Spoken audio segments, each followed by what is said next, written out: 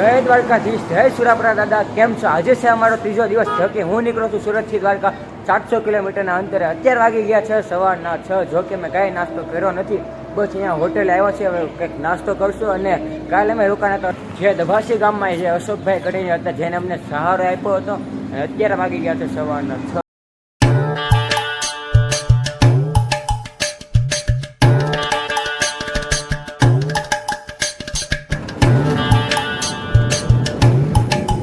સુરતમાં ને લીરા બાંધ્યા હતા આપણે, આખી સાયકલમાં લીરા બાંધ્યા છે.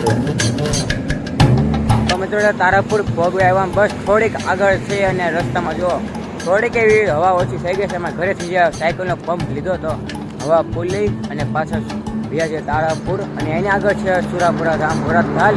અને ત્યાં જઈને તમને બતાવી દીધું. તમે ખાલી બ્લોગને આન લગી જોતા રહેજો અને સપોર્ટ અને પ્યાર આપતા રહેજો.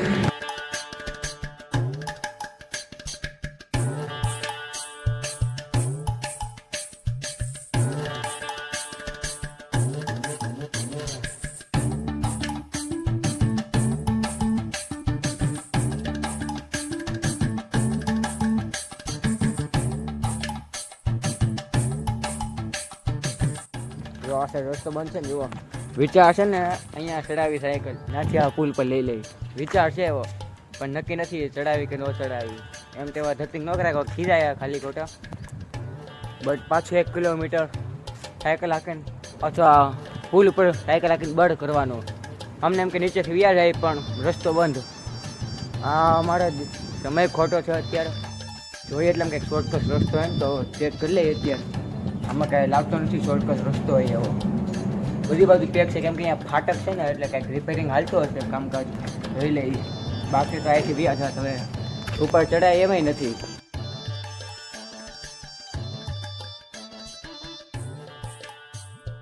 એક રસ્તો છેડો છે જે આમ જોખમવાળો જોવા આવો કાંઈક છે. આમાંથી આ સાયકલ નીચે ઉતારવાનું છે. અને સામે છે કેવડો ખાડો. એકવાર નીચે ગયા એટલે ટ્રેન તો જે આમ આવશે ને અત્યારે, આપણે ફટાફટ સાયકલ પાર કરી લઈએ. બાકી આ રસ્તો તો બહુ જોખમવાળો. આડા પથ્થર હતા ને અમે સાયકલ ઠેકાડીને પાર કર્યું. મોસ્ટ મિત્રો જો સાયકલ ઠેકાડી, એમાં બોર્ડ છે ને થોડુંક એવું હલી ગયું છે. સરખું કરી લઈ, કેમ કે સાયકલ ઠેકાડી આમથી આમ કરીને એમાં બોર્ડ હાવ ઢીલું થઈ ગયું. આમે થોડુંક બોર્ડમાં નામમાં ફરક છે, તમને આગળ ખબર પડી જાય. લોક ને લગી જોતા રહેજો. ખબર નહીં મિત્રો શું થયું છે. જાણી અમે ઠેકાડી સાયકલ થઈ ખભે નાખીને જેમ તેમ કરીને જેવા તેવા રસ્તે ઠેકાડી અને આગળ ગયા. તો જે અમે અશોકભાઈ ઘરે રાતે રોકાણ હતા ને, અને એમને સૂકો નાસ્તો આપ્યો ને, એની ઠેલી ફાટી ગઈ. તો જો કે દ્વારકાધીશની દયાથી એ કોઈ નાસ્તો પડ્યો નથી. અને એમાં બાકી હતો કે રોહિતનો ટવાલ કંઈક પડી ગયો. આજ ખબર ને આ શું થયું છે. 2 કે 5 મિનિટે એક વસ્તુ નીચે પડ્યા રાખે. ખબર ને આજે શું થયું છે.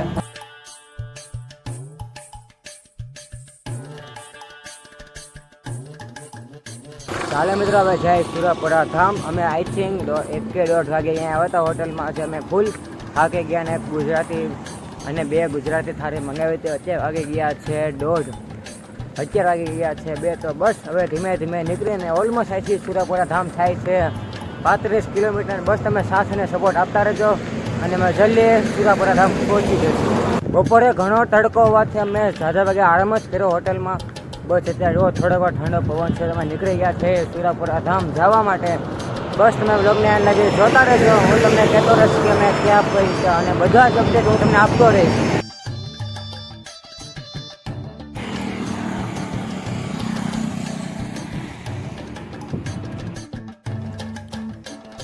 તો મિત્રો ફૂલ ગરમીમાં બરફની ડીશ ખાઈ લીધી છે અને અહીં પાછા ભાઈ જો ઓલમોસ્ટ 20 કિલોમીટર ને હોય. અત્યારે 4:30 કે 4:30 થઈ ગયા છે. અને આઈ થિંક ફક્ત અમારે 5 વાગી જાય. મિત્રો પવન એટલો છે કે તમે વાત પૂછોમાં. ચાલુ સાયકલમાં મારી ટોપી ઉડી જાય છે, એટલો તો પવન છે. જો કે હજી સુરાપુરા ધામ પગોમાં અમારે 10 કિલોમીટર છે. આઈ થિંક કલાક કે અડધો કલાક થાય. પણ તમે ત્યાં લગી સાથ અને સપોર્ટ આપતા રહેજો. અમે પવનનો પણ સામનો કરી લઈશું. ઓકે, પવન વધારે હોવાથી એટલું બધું બળ કરી છે કે આમ ઘડી ખાસ ચડી જાય છે. કારણ કે પવનના લીધે સાયકલ ફાસ્ટ હાલતી નથી.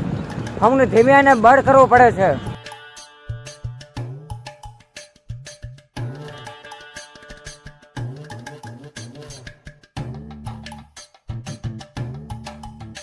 મિત્રો એવી ઊંઘ આવે કે તમે વાત પૂછોમાં. જે મેં રાતે 1-1 વાગ્યા લગી એડિટિંગ કરીને અત્યારે જો અત્યારે 1 કલાક પણ મને નથી થતું. એડી તો ઊંઘ આવે છે. બટ તમે યુટ્યુબમાં સાથ સપોર્ટ અને પ્રેમ આપતા રહેજો અને સબસ્ક્રાઈબ પણ કરતા રહેજો અને કમેન્ટમાં જય સુરાપુરા ધામ લખતા રહેજો. અને હું હાર માની નહીં, હજી તો આપણે દ્વારકા જવાન છે. તો મિત્રો અત્યારે જો આ સાયકલ અમે છે ને દાનભા બાપુની ગાડીની પાસે મૂકી દઈ. તો મિત્રો તમે આ ગાડી જો સુરતમાં જોઈએ છે, જે હું જ્યારે સુરત દાનભા બાપુ આવ્યા હતા ને ત્યારે તમે આ ગાડી જોઈએ છે. જેને પણ એ બ્લોગ ન જોયો ફટાફટ નીચે કમેન્ટ બોક્સમાં આપેલો છે, જોઈ લેજો. અને જુઓ અમારી સાયકલ અમે અહીંયા બાપુની પાછળ મૂકી છે.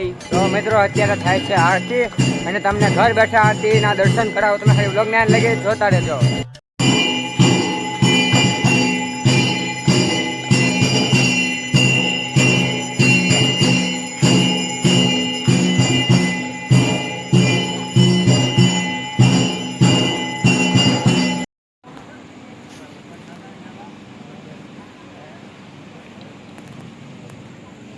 ચાલો મિત્રો, બાપુ સાથે ફાઇનલી દર્શન થઈ ગયા છે. મારું 6 મહિનાથી સપનું હતું કે દાનભા બાપુને દર્શન કર્યા હો પાસેથી, ત્યાં આજે મારું સપનું પૂરું થયું છે.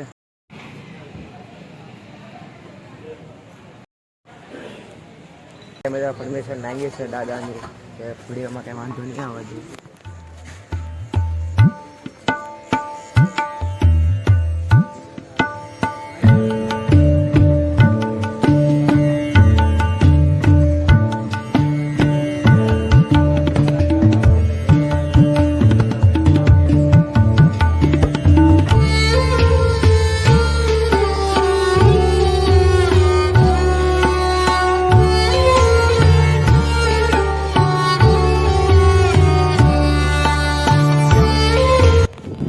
મિત્રો મારી 6 મહિનાથી ઘણી ઈચ્છા હતી કે દાનભા બાપુના આશીર્વાદ લઈને આજે મારી જે ઈચ્છા પૂરી થશે.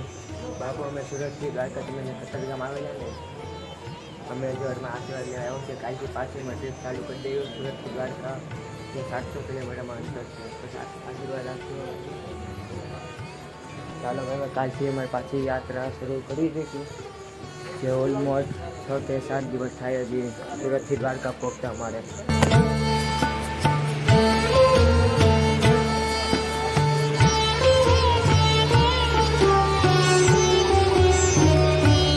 તો મિત્રો ફાઇનલી દાનભા બાપુ વાળે અમે મુલાકાત કરી લીધી. જે મારે 6 મહિનાની ઈચ્છા હતી કે એકવાર દાનભા બાપુ વાળે મુલાકાત કરી અને સુરાપુરા ધામ જશું, જે આજે મારી ઈચ્છા પૂરી થઈ. તો મિત્રો આ વ્લોગને 5 જણાને શેર કરવાનું ભૂલતા નહીં અને કમેન્ટમાં જય સુરાપુરા દાદા લખવાનું ભૂલતા નહીં. આઈ હોપ તમને આ વ્લોગ સારો લાગ્યો હશે. સારો લાગે શું કરવાનું ખબર છે ને, લાઈક કરો, શેર કરો, તમારા મિત્રોને પણ શેર કરી દેજો.